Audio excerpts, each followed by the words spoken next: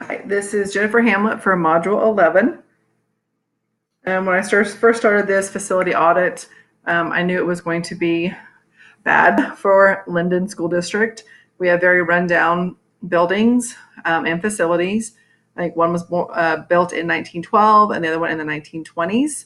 There have been additions in the 90s and some in the early 2000s, but overall, not anything major, and we definitely have our issues. So some of our demographics is we're 2A, about 436 students, PK through 12. Free reduced numbers, overall districts is about 41.39%. They have gradually increased over the years to the 40s. We are a Title I school. Females make up and males make about 50-50. I mean, that's pretty close. I was surprised how close the two percentages really were.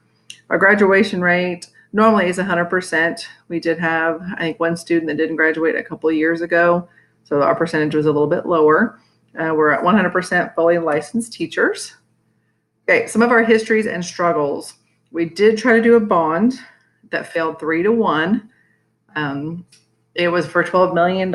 It was when the state was doing the equity for the bonds, and they were going to pay, I believe, 53% of our bond at the time. So I think our district just got in too big of a hurry because, again, I think they were going to try to abandon, like my building, LAMS, and then build the domes. People just didn't like the domes. They didn't feel like that the district really spent money to keep things up over the years, and they were just too afraid of taxes. We do have about $1 million in our capital outlay. It was down a few years ago because we decided to upgrade from a 6-lane track to an 8-lane track. I wasn't really for that. As you'll see some of the areas in our buildings, I think you'll probably see why I wasn't quite for it. These are our two schools. On the left is LAMS, and then on the right is LHS. So we just have two buildings. Mine is preschool through 8th, and then the high school is 9 through 12. Security is one of our biggest issues that we're concerned about. We did a few years ago put in a buzz-in system in both buildings. So that is what you'll see on the first two pictures. So they have to hit the button, there's a camera there, and then we can talk to them and buzz them in. The third picture is our lockdown button that's in the elementary middle school. The high school does not have a lockdown button. You'll kind of see why when I show you the office areas. And then we do have an old intercom system, so we do not have phones in the rooms. One of our biggest concerns is our door locks. As you can see, you don't see a push button or anything. The teachers have to go outside their rooms just to lock the doors. Big hazard if we have an active intruder. So one of the first things that we're going to do with our safety grant is we're going to replace all of our door handles. Office location. As you can see, the first few pictures is my building and my office area for the secretary. In my building, to the right there in the middle picture, there is the doorways to go down a hallway, and to the left is another hallway. I do have a button where I hit those, and those doors will close so they can't get past the commons area. The right picture is our office at the high school. If they get through the front door somehow, then they can get to any building or anywhere in the entire building. So they can't do a lockdown. It's a big safety issue. We have students that cross the street all the time because we have shared teachers. And so really getting in the buildings is not difficult at all. Drop off and pick up. Biggest concern here is right here. If you will see this is our only really place to drop off and pick up students. There's a small area here, but in the end of the day, buses are here. And so vehicles can't get through. So not a lot of great parking. We have a few parking spaces here. Some you can see vehicles on this side of the gym. And then this is for our staff here at LAMS. So parking's not a great thing.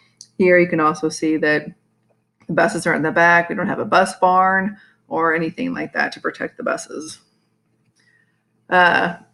Our buildings are old and run down. These are just a few pictures of just around the building that you'll see how things are just slowly starting to fall apart. We do have carpet on all of the walls, so we have to treat those. And I know I've heard people say that we're too afraid to take down the carpet because we're afraid that the plaster will just crumble if we do that. So a lot of issues. That probably wouldn't take, like just replacing ceiling tiles wouldn't take that much money, but it just takes time and manpower.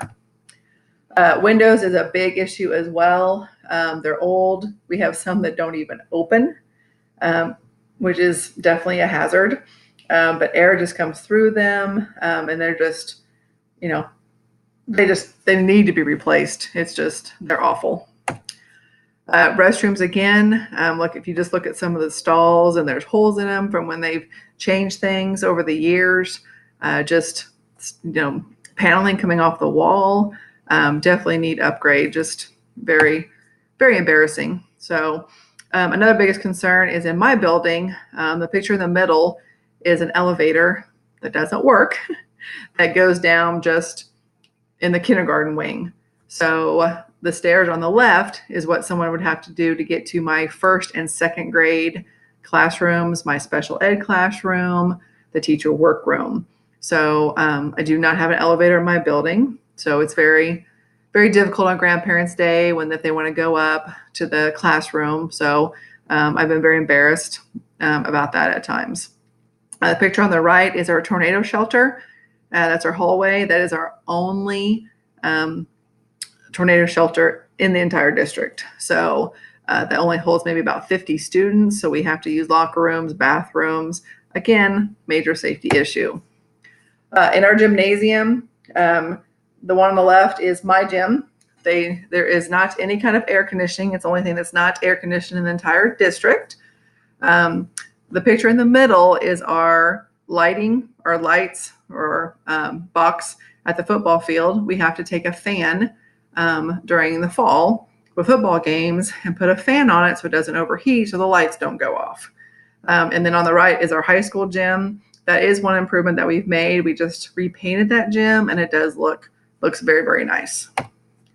HVAC and boiler systems is another huge deal. Picture on the left.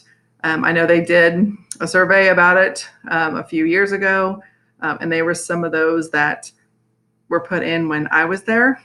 And let's just say that I've been gone a long time. So the picture on the right is something that we rigged in my commons area because I don't have heat in my commons area.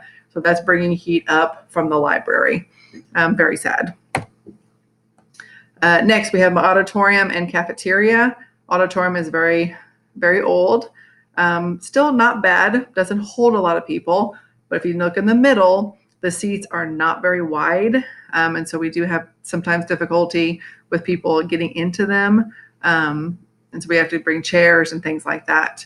On the right is our cafeteria, which we have to host K through 12 in there throughout the day. So we start at 10:50 and we end at 1 o'clock for getting all the kids through there. We have had some improvements, or we just try to do some improvements. Some of these are just painting the walls. We did repaint the gym. The bottom left is our middle school hallway. We finally got new carpeting. It looks very nice. We have moved, like I said, my office location, which is a huge improvement as well. It does make it difficult when you see all these things when you walk around the building about, old and run down, and then you go somewhere else and, they have this beautiful new auditorium.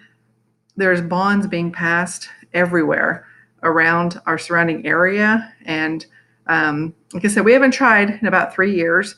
I think we're going to have to really be able to get some improvements. But I was told that hopefully there will be air put in our gym, the LEMS gym.